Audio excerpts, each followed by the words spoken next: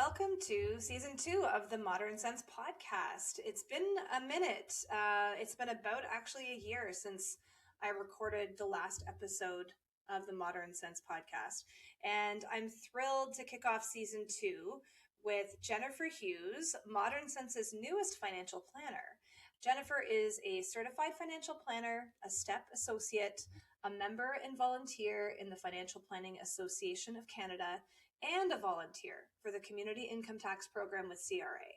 She has a master's degree in actuarial science from the University of Waterloo and has over 15 years experience in the financial services industry. Thank you for joining me today, Jennifer, and helping me kick off season 2. Well, congratulations on kicking off season two. I didn't realize I was the first guest for that. Now I feel extra pressure. No pressure at all. I'm just really excited to start doing this again because what I love about the podcast is it gives me a chance to just talk to people about personal finance related topics and how whatever they want to talk about and whatever resonates with them. So really today is a bit of a get to know you style of podcast. And I'm going to start with a bit of a non-financial question because I think it would be fun to kind of get to know you in another way first. So what is something, Jennifer, that you are irrationally passionate about, like way more invested than the average person? I don't know if I'd say irrationally invested, but I definitely fell down a rabbit hole in COVID and discovered Lego. So we can see that behind me a little bit here. I don't know if I've got, and it's a rabbit hole that when you fall down, you get stuck in. It's an expensive rabbit hole to fall down, but it's a fun one. So I know too much about Lego. Is that the Taj Mahal behind you? What is That that? is the Taj Mahal.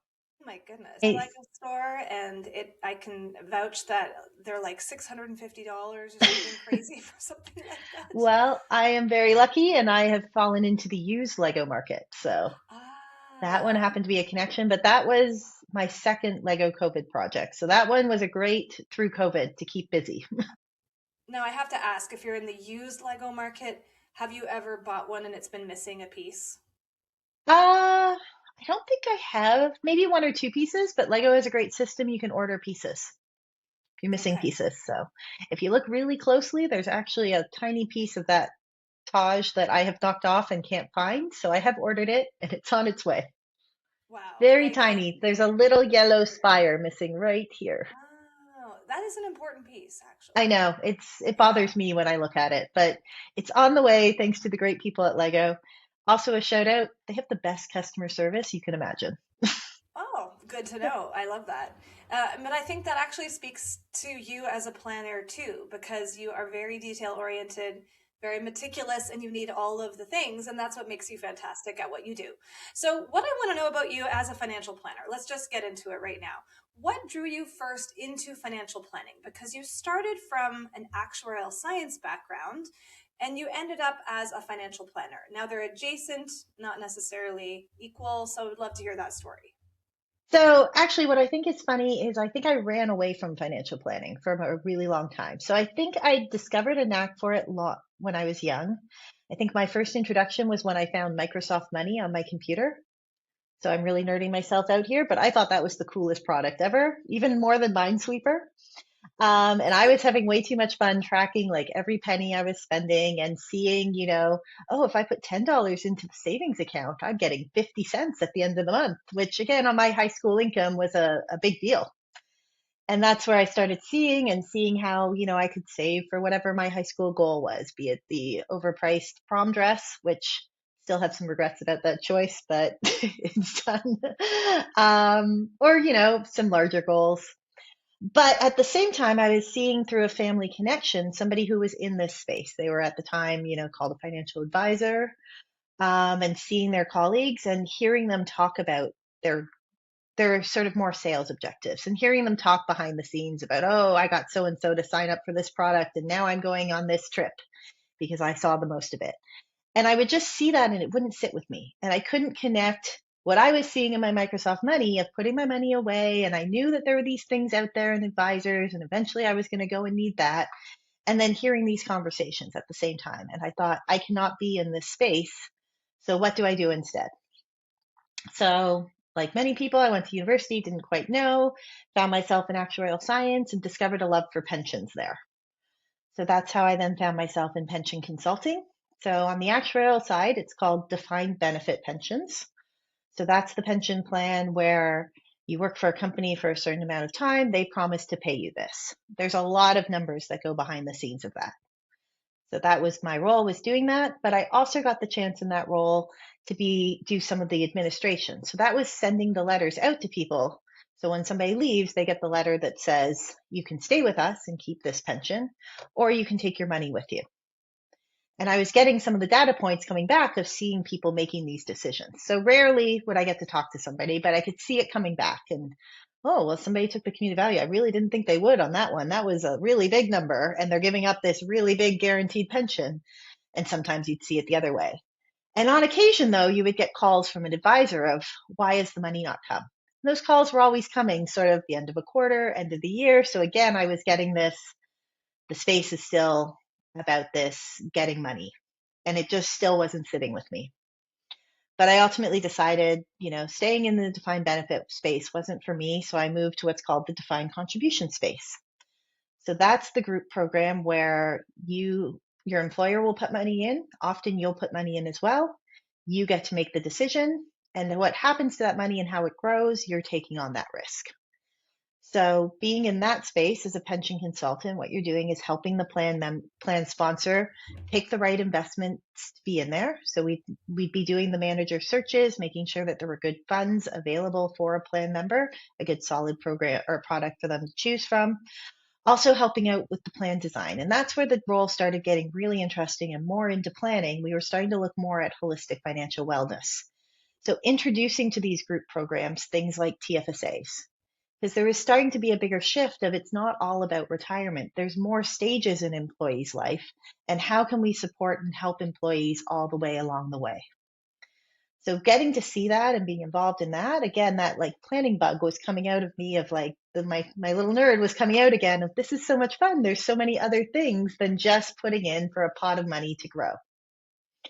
But then again, I was seeing the data, and the data is coming back, and we're in the pension committee meetings, and the employees are not picking up on some of these plan designs that we've been putting in. So it was, well, how can I now help with this? And I got the opportunity to go out and actually speak to plan members and engage with them and say, do you realize your employer is offering you 3% and you're not doing it? Why do you not want extra money from your employer?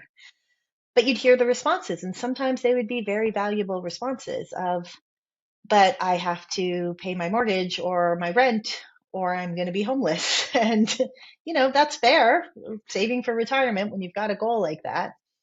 And at the same time, I was starting to learn more about the industry, learning about some of the great groups out there, like you've mentioned the Financial Planners Association of Canada, and seeing this shift in the industry towards more planning and more putting the client first and less focus on that sales.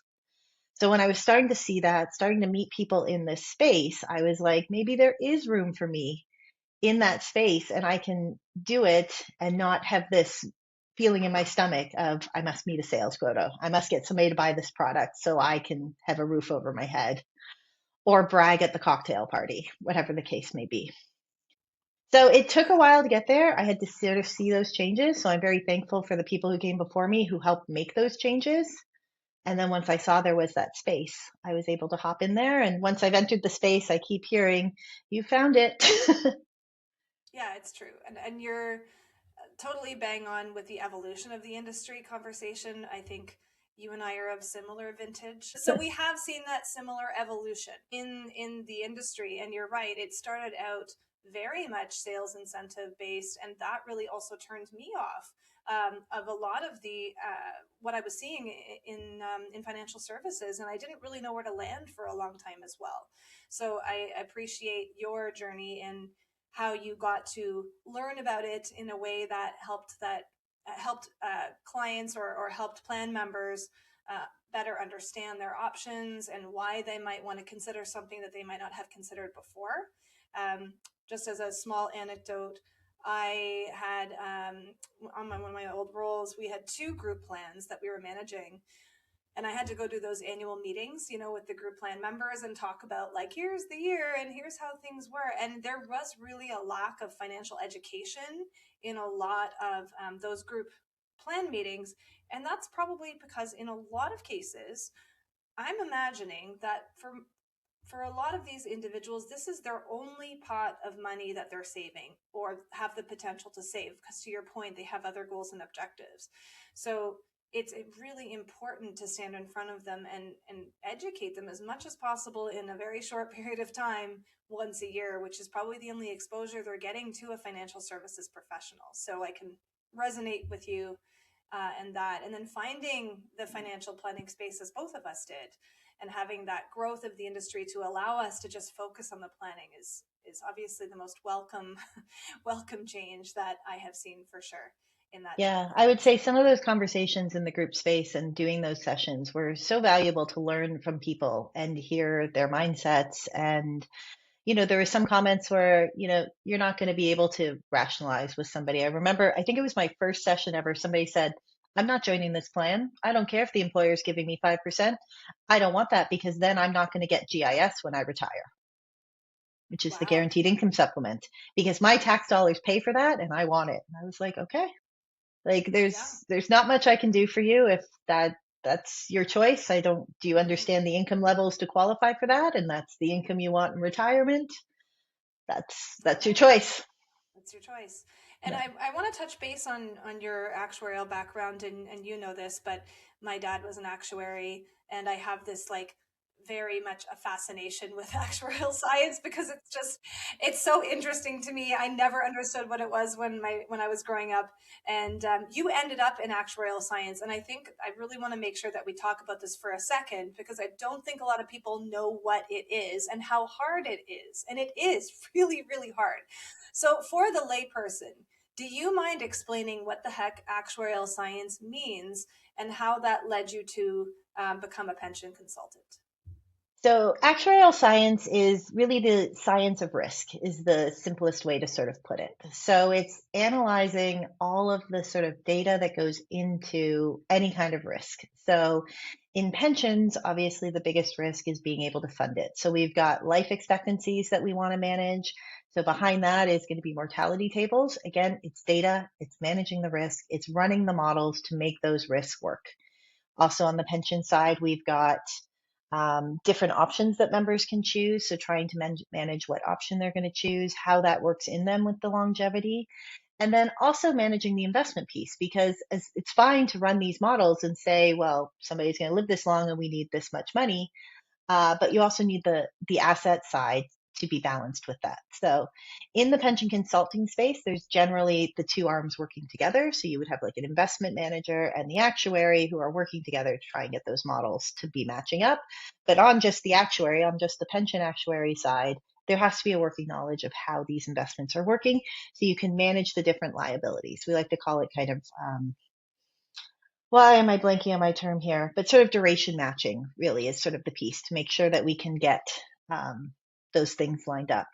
But that's just the pension piece. There's a lot more that actuaries are doing out there. So I know you're familiar with the insurance side. That one's a little bit similar because pensions are kind of an insurance. But there's also just more statistical analysis and modeling that's going on in so many different industries out there. And I don't think I could even touch on them all. That's Um, okay. I love that yeah, you bring this strength to the team because we all come from unique backgrounds, and I love your background and being able to fully understand when a client brings you a pension statement or an option statement which you used to create. So you know those things quite well, and having that certainty as a client, like, wow, this financial planner was the actual person who created these types of documents and really intimately understands why they're making, the defined benefit pension, let's say, is going to pay me $5,000 a month.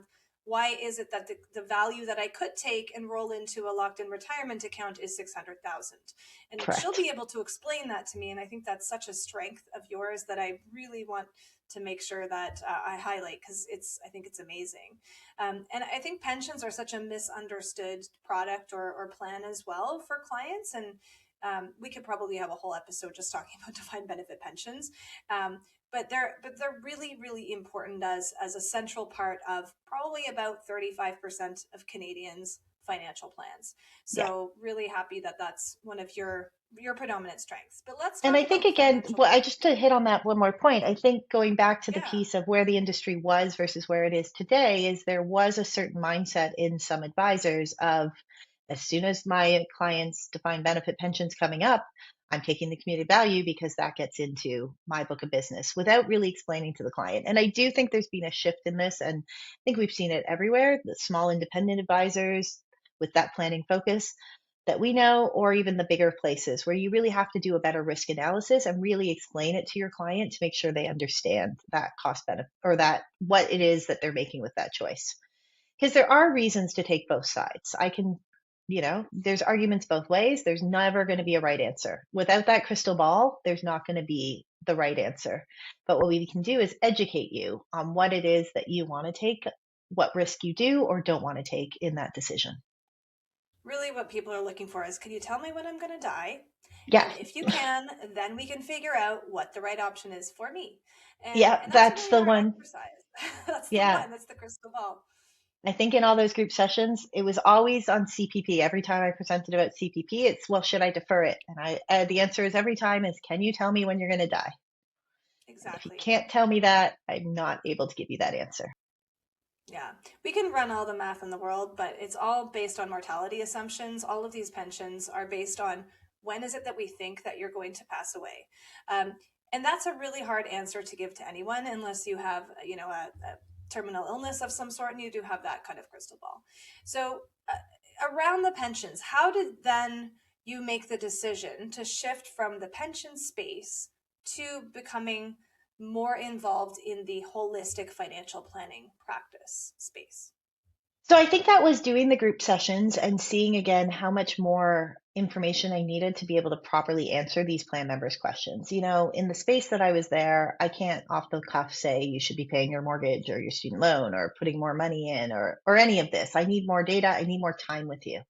So then it was making those connections to find people out there who were doing the kind of work I could work with. And when I was able to make those kind of connections and find a team that really had a client first approach, and that's when I was like, this is the right for me. There's client centric.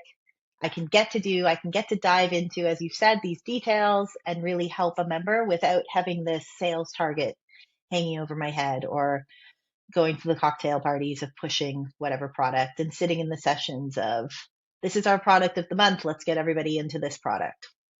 For sure. Finding What that was home the in that space. what was the most surprising thing that you found in entering the space? And it can be positive or negative. Like what was something that you didn't expect that when you entered into the planning sphere, you had that oh moment? Oh, that's a good question. Yeah, I just kind of threw that one at you. You're welcome. Yeah, no, it's a good I question. I remember, just from, and I'll share with you mine so you can think on yours. For me, my oh moment was recognizing when the focus was away from the investments and it was truly on the planning, how integral the planning felt compared to my prior life when I was part of an investment management team. And yes, we did financial planning, but the clients would always perceive that the investments were more important because that's how the advisor got paid. So my oh moment was the recognition that, oh, I have nothing else that's distracting the client from focusing on the planning. Planning is my product. And it's all of a sudden much more high stakes than I've ever imagined. I think for me, it was something similar. And it was, I think, my second day in the world. And we had two client meetings booked. And the first morning, we had a client who was making seven figures. So, by all extremes, should have been living this perfect life because that's everyone's goal to make seven figures. But being on the call and seeing the stress within the household and the dynamic, and they weren't sure where the money was going, and they weren't making the tax installment bills, and there was just this craziness. Despite they were putting their money away, so we did have a good pot of money. There was no comfort in the home. And then in the afternoon, we met with a client who was actually living a much modest life. They had, some government assistance programs going on to support them, but talking to them and seeing the peace that they were at because they had their plan, they knew where their money was coming, they knew where their money was going, and, they knew how to meet their daily targets of what it was that they wanted in a day, in their week, in their life. They were seeing grandchildren, they were seeing friends, they were going to the library to get their book rather than buying it, but they were getting their books, and just seeing that difference of how just having that plan. So the first client in the morning hadn't had the time, they hadn't found the time to sit down and go through the full planning process, despite how much engagement we were trying to work with them, trying to make it as simple as possible. But they didn't have that plan. And like, there was no ease in the home. Hmm. And so that I was think really for me, seeing a plan in action, whether it's a big pot of money or a little pot of money, but being able to have that guide you, the peace it was bringing. mhm. I think the hardest part for a lot of clients in that exact example you gave is finding the time to prioritize putting the planning together, because it is a big undertaking. There is a lot of upfront work for the client to organize their financial lives and present a lot of information to their financial planner so that we can then take that information, analyze and disseminate it, and work with the client on development of a planning strategy that they can then take and implement in their household. I've had a lot of clients, and I'm sure you have as well, who have said the discovery process is the hardest part of the process because it's forcing them to do the things they've never done before that take time and administrative burden and Yeah. digging through files and all of that stuff. So I love that those two examples illustrated the difference between having actually prioritized the planning approach versus I'm just going to meet with my advisor because I should, twice a year, and I'm feeling really stressed about it. And what are you going to tell me about the market? And that's it. Yeah. Yeah. So Um, let's talk about how you define your planning philosophy to clients. Like if you had to look at a prospective client or talk to somebody about potentially working with you in the future, what is something that you would want them to know about the way that you work as a planner that might differentiate yourself from a different planner? um, I think you've honed on that there. I do tend to get into the details, possibly too much, we could argue, but I do think it's important. I do like to see that. That's my nature. Um, but really, what I like to call it is math with a heart.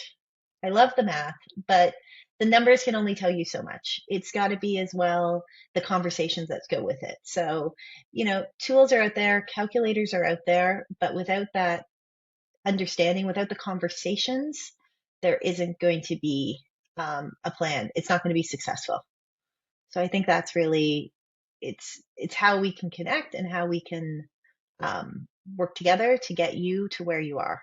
And that I come in with no judgment, no set mind of everybody has to have $1 million or else you're not going to be successful.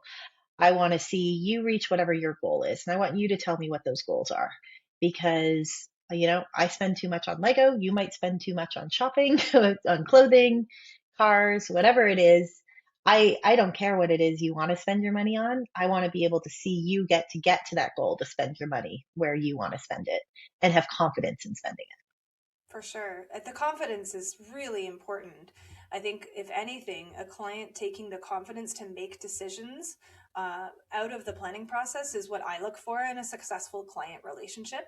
So tell me, when you're meeting with prospective clients, who are the kind of people that you want to work with? Like, who's your ideal client? Who do you want to look at in the Zoom camera every day and have a smile on when you're doing math with a heart? it.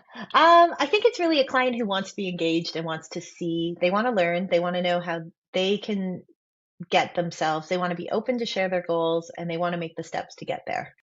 And so, what I can do to teach them, or what I can do to help them or show them, so that again, it's really getting to that confidence. So, I don't um, have a specific, whether you're high income, low income, family, single, everybody's got their goals. And I'm happy to work with whoever it is to get you there. Um, Yeah, and I think planning is, and from what I'll take from what you said, it's a very vulnerable thing to do because we're taking not just the numbers, not just the math, as you've said, but we're sharing really intimate details as to our dreams and our wishes and how we want our life to look with a complete stranger and a non-judgmental complete stranger. But we're still yeah. having to pull that from clients, and the clients have to be willing to step up to the table. And sometimes that's a really hard mirror to look in. I mean, I'll make the analogy of having kids. When I had kids, I realized like all of a sudden I'm looking in this mirror of the worst traits of myself, and I don't like to see that. And I think often that's what clients feel like when they have to start a financial planning process is they don't really want to look in the mirror and see where they are. And that's really hard to do. And it's hard to first of all do that, but also then mirror that with their emotions and connect those together. So that's the hardest part, and recognizing that that's what financial planners are here to guide you through and to create some foundations and structure around is really key. And I think that what's really important too is yes, that's a hard process and to face that, but that we're moving forward with a plan. So we don't want to live in the past. So maybe in the past you didn't save as much as you should have, or maybe you overspent on something, or you made a bad investment choice, whatever it is. Let's acknowledge the past and let's learn, use it to learn and grow how we can. So I think Yeah. that part's really important as well. And helping clients to keep the focus on the future and not as much on I should have started saving 10 years ago or 20 years ago or whatever it is. This is the point we're at now. These are your goals. What can we do now to move forward? For sure. I think that's really important for people to hear. Often when I'm talking to clients, they'll feel that shame or that guilt of not having done something. But as I always say, hindsight's 2020. And so, just like we can't tell someone when they're going to pass away with a crystal ball, we also can't go back and redo the decisions, but we can learn from those decisions and understand their financial programming so that we can make better informed decisions going forward. I think that's really key and part of our job as a financial planner to help them recognize those attributes. So let's talk about some real life client that you've worked with. Like, what are some uh, light bulb moments or stories that you can share with us that really exemplify, why you love planning and doing what you're doing? Uh, so I think one of the first stories to share is that learning and clients learning that planning is not just about investments. You've already hit on it a little bit, but there is still this mindset that we've got to get out there that there's more than just the investments. And it's more than just meeting with an advisor once a year, whatever, 2 times a year, however often you're meeting your advisor. So one of my first experiences sort of seeing this was with a client who's actually, I think I saw them first in their 90s. And they had been with the same firm, seeing an advisor with that firm for 30 years, and the advisor was coming out 4 times a year. And they were having coffee at the kitchen table, and they would show them their statement. And this person thought, I'm doing everything right because I see my advisor 4 times a year. But when I actually started seeing the plan, it's like, but have you actually told the advisor what your goals are and what you want? And ultimately, for this individual, it was about estate and leaving something for their grandchildren and their children. But there was no structure in the plan that was supporting that. So instead of being in efficient products for an estate goal, this individual was in products that were, you could argue, maybe better for them during their life, but that wasn't their goal. And that was the problem. So being able to see that, having that conversation, and that's when I sort of, again, the light bulb came off on, okay, well, now how can we help with the planning? This is your goal. What can we do? Unfortunately, in this case, there's only so much we can do in your 90s but we're making the steps to try and get them there and try and also educate, the children and the grandchildren to say, okay, what can we do here? And the best part in that example is actually seeing the individual gift to their grandchildren and getting to see the children enjoy it and having that conversation of, okay, you want to leave it for your estate, that's fine, but can the estate also be something that you see and enjoy? For sure. Yeah. I refer to working with maybe individuals who are later on in life as sometimes forensic financial planning because you're Yeah. trying to roll back some of the things that have been done. That's exactly the Yeah. case. Yeah, I hadn't heard that term. That's great. Yeah, forensic financial planning. And in that case, I'm curious from your perspective because you mentioned she had a plan with her advisor. Did she? Was there actually a plan, or was there a projection, or what was there in that case? In that What did case, you think no. she had? There was a person coming to the coffee table to say, you're fine. And yes, this is good. And saying, this is leaving for your estate because this product does not have probate fees. So therefore, we have done estate plan. Okay, so there was no actual financial plan. Not in Often, that what case. I'll see is that a client will bring a projection and assume a projection is a plan. And I really, really want to demystify that for anybody listening. If you have a projection that, comes out of a piece of software and gives you a lot of charts and graphs, that's not a full financial plan. That is a projection, likely for retirement. So it's really understanding what is the acumen of the planner or advisor, which are not always synonymous, Mhm. and are they doing holistic financial planning, or are they just doing a piece of the pie, which is okay as long as the client recognizes that that's all they're getting. Yeah. And I would say in this example, unfortunately, it's one of those cases of they've been with the firm for 30 years, and when they went, they were a retiree with a bigger pot of money. They're now in their 90s and have spent a lot of the pot of money. So go down the priority list in terms of that advisor, right? Unfortunately, when you don't have the same pot of money behind you. So I think, that firm does want to do projections and plans, but they've got to find the client and the time, and that one's just not going to be a top priority.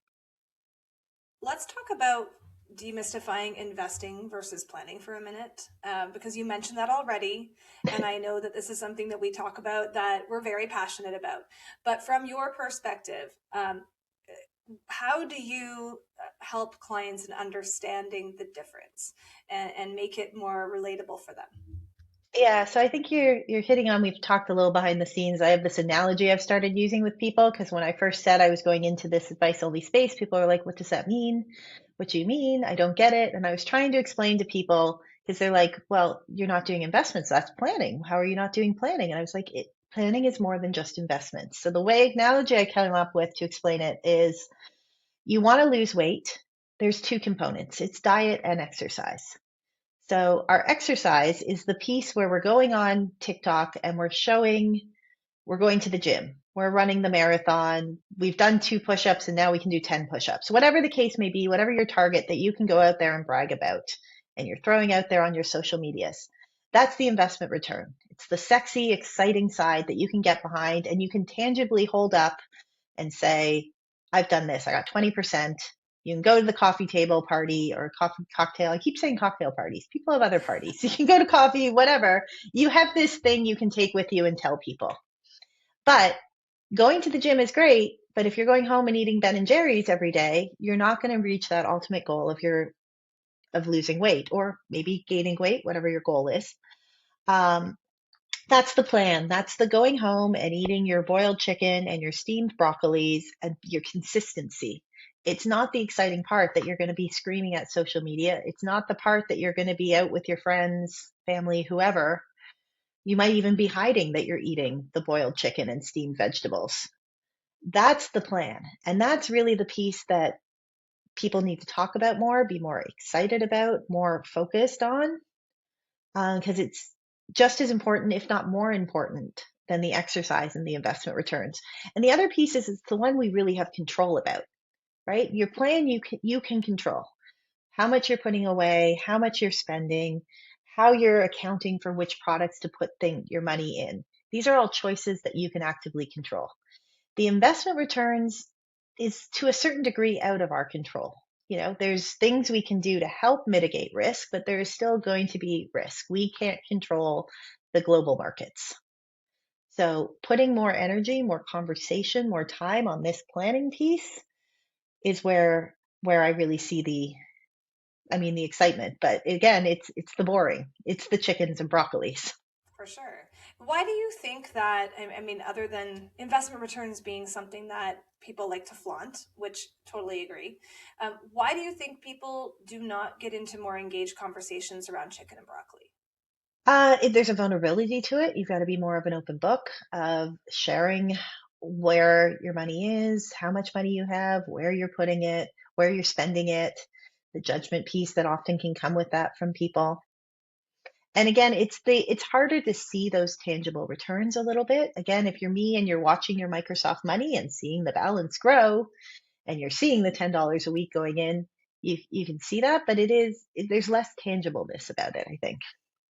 Yeah, and I think you hit on the vulnerable piece. I think we can't underrate that money is a very personal and vulnerable thing, and feeling like you're behind is not something you want to talk about at a cocktail or coffee party.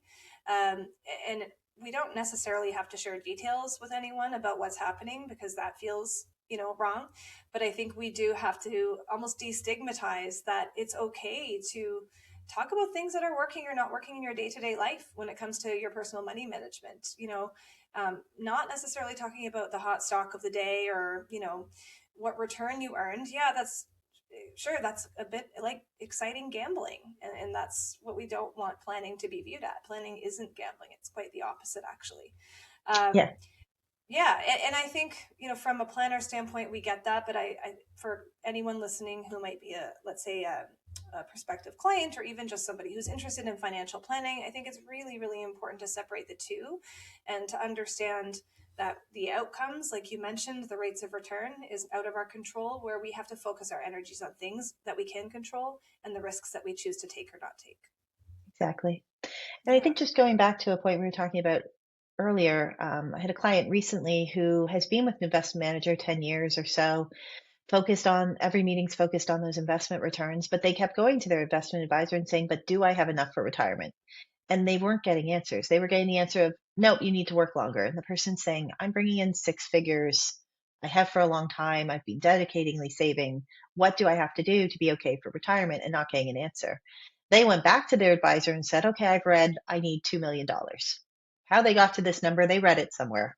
The advisor said, okay, we'll get you to $2 million. And here's what we'll do with the investments to get you there, but nothing on the planning side. So they had an engagement with us. We presented our plan. We said, here are the steps. And they said, when I left that investment advisor meeting, I left in tears because I didn't know whether I was going to be okay. But now I can see it. I have this plan. I have these actions. I understand. There are some steps we have to take in the plan for this person to reach their goals, but they know what they are and they can go in and with their eyes open on what Hmm. those actions are. For sure. And I think, let me ask you this: was their magic number 2 million, or was it not? It was not. I love these No. things that we grab off of social media somehow. Yep. Uh, really terrible, but that people like rules of thumb, and they like very simple directions that they can follow. So as financial planners, we're trying to take all of this information and assist the client in making simpler decisions with simple instructions. So that's also part of our job. What's the thing that you get the most value of being a financial planner? If you had to think about like one thing that you said, this is like the greatest part of being a planner that I get personal value in seeing, what would that be? I think it is the conversations with that individual that was like, I am confident now. I am comfortable and I feel secure and I feel ready to go and like make decisions and spend my money and I know what's ahead. It's hearing from people. It's the same as when I was in the group space giving the education. I would love it when somebody came up to me and was like, I did not understand that I was giving up 3% from my employer. This was not clear to me. Or and just seeing the light up in your face of being like, oh, it's like a bonus. It's an annual bonus, and I didn't know about. For sure. Yeah, Yeah. it's the demystification sometimes, which is exciting, and it's the education component of being a planner as well, which is underrated but super important, I think, for anyone listening. Oh, If I you would have say the control. other thing I love, if we touched on things I have too much passion about, it's definitely coupons. I definitely love my couponing. So when I can help a plan member where they're saving money, especially if it's on, do you realize this is what you're spending on your investment management fee? And that doesn't necessarily mean changing an investment advisor. It might be, hey, you have this old group account where you're paying 2% in fees, and your new group account will take it and you'll pay 1%. That's 1% savings. So if I can give you those quick little finds, that's the coupon. A coupon's a win for me. Okay, well, now you have to share a coupon story because you brought it up. So I'm going to Uh, ask you. Okay, so this is really, I love this about Jennifer. She's laughing. You have to talk about your spreadsheet. You have to talk about how many years you've been doing this. I think this is one of your superpowers. I think it's incredible. So please share with the audience your couponing. oh, my couponing. So as I mentioned, I fell in love with Microsoft Money. So I have all my spending tracked back a very long time. If you want to know, I can tell you what I spent every penny on. I actually got called out on another podcast recently about this and made fun of. So I'm glad I get to tell the story from my own point of view versus where I was mentioned as this sort of crazy person. Because again, it's great. But the couponing one started. recently that yes, I started tracking what I was saving by using coupons. So again, in the tracking program, it would be okay on groceries, whatever I spent $30, whatever it was, but I had $3 of grocery coupons. So I started tracking that as well. And it was fun to see how those little $3 coupons, and again, $3 at the grocery store, that's probably six coupons because they're usually only 50 cents each. So seeing how over the years that was starting to add up. And now there's an annual survey that goes out where people get to vote how much did Jennifer send on coupons this year. So the category is to get on the couponing, it has to be an action that I took which would save money, not regularly available. So, just something on sale doesn't count. Okay. But if I'm on like a credit card program where I'm earning my credit card rewards and maximizing that, so credit card rewards will count. It's a fine line. Or being nice and getting good customer service. Sometimes you get the free drink somewhere. That would count for, I get points for being a good customer. Um, so yeah, it's the annual survey that goes out and seeing how we do. But the recent years, it's been about $5,000 to $6,000. That's pretty meaningful. Like, if you think about, because I'm a planner, I'm going to say this, what that means before tax, because we're Mm-hmm. talking about $5,000 to $6,000 after tax. Like, you have to earn, like, depending on your marginal tax rate, maybe 10 grand to net that. That's a lot of savings. What was your best year in couponing? Ooh, good question. I think 2023. And so that would be using some points for travel because travel obviously starts being a big one, and I'm counting that as a coupon because it's gone into the credit card rewarding the points. But I think I find the wins are the years when I don't use the travel ones and it's just solely more of like a coupon, like a cashback reward. Those are the years I'm really proud of. And I also, because I'm a data nerd, will run the analysis of how much of this is based on like a big win, like a travel reward, versus using those little a dollar here, a dollar there. And I find the sweet spot. Most of my couponing is sort of in the $5 range, is where the Okay. majority of the couponing win is. Makes up the What most of the coupon. one I need one couponing tip for the audience. Like, if you could tell them one thing or one website or one app or one anything to start their couponing journey with, I want to close on Oh, problem is some of the that. really good ones have gone away. So now it's all mostly knowledge. Price matching at the grocery store is a great one. Never be ashamed to price match. And they have apps. So Flip is a really good one for price matching at the grocery store. Okay. Otherwise, my biggest one is picking where it is you spend your money and sticking with that program. So if you shop at Loblaws, Shoppers Drug Mart, you have to be a PC shoppers. People always come at me. I'm a big PC points person, and they'll be like, but Shoppers is so expensive. And I'm like, but when you factor in shopping on the points days, only buying what's on sale on the points days, you're coming out ahead. So actually, we're coming up near the end of the year. I'm excited to see PC and Step and Starbucks both had like a little thing last year where you won medals. So last year in Starbucks, I think I was in the top 2% of Canadians for using the Starbucks point system. And no, it was 3% for Starbucks and 2% for PC. But I'm really confident this year I'm going to be in that top for PC. That's my goal. And they sent you a little like digital medal. And that was like my pride point. my We've spent a lot of good time talking today about many subjects. What's one last thing that you would want anyone listening today to know about you or about you as a planner? I think what we find the most in this space is a lot of, well, I've got a tool, I can do that myself. And it's like, but the tools aren't enough. You really need the human as well. Because if the tool was enough, I would be at the gym every day and be going back to my analogy on exercise and diet. Just having the tool, just having the Peloton at home is not enough. You need to be using it. And if you're somebody who needs that support to use it, then that's what I think you need to remember. And there's nothing wrong with getting that support. And, the support is there for all levels. Again, going back to our analogy, you might be the DIYer who is going to the gym themselves. That's great. But still having that plan and focus. And even checking in if you think you're doing great. I have a lot of musicians in my life, and there are a lot of professional musicians playing some really impressive things, but they'll still never turn down the chance to have a lesson with a visiting soloist from somewhere else to get that second opinion. Doesn't mean you're doing anything wrong. It just means you're going to keep learning and keep getting something new. Fantastic.